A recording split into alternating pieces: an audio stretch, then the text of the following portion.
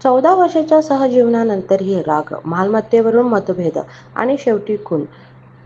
63 वर्षाच्या रागिनी सावर्डेकर यांचा मृतदेह त्यांच्या घरात चपलांच्या कपाटात आढळतो, तर त्यांचा जोडीदार फरार.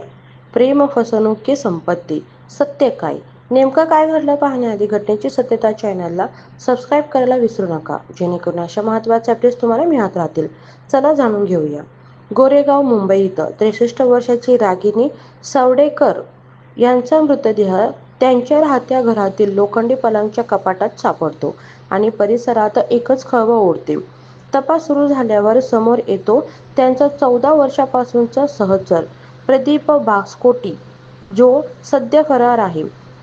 दोघांची ओळख 14 वर्षांपूर्वी झाली. प्रदीप विवाहित असूनही रागिनी यांच्याशी लग्न केलं, मात्र कायदेशीर घटस्फोट घेतला नव्हता. काही दिवसांपूर्वी त्याने शेजाऱ्यांकडे घराची चावी दिली आणि बायकोसह बाहेर जातोय असं सांगून गायब झाला.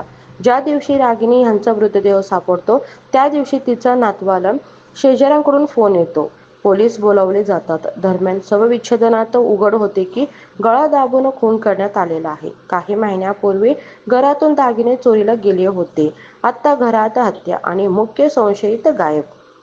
काय खरोखरच हे सर्व एका व्यक्तीनं केलं की या हत्यामागे आणखी कुणाची हात आहे? घरगुती वाद, बेरोजगारी, मालमत्ता की पूर्वीचा चोरीचा संबंध? पोलिसांनी सर्व शक्यता तपासायला सुरुवात केली आहे, परंतु एक महत्त्वाचा प्रश्न अजूनही प्रेक्षकांसमोर आहे.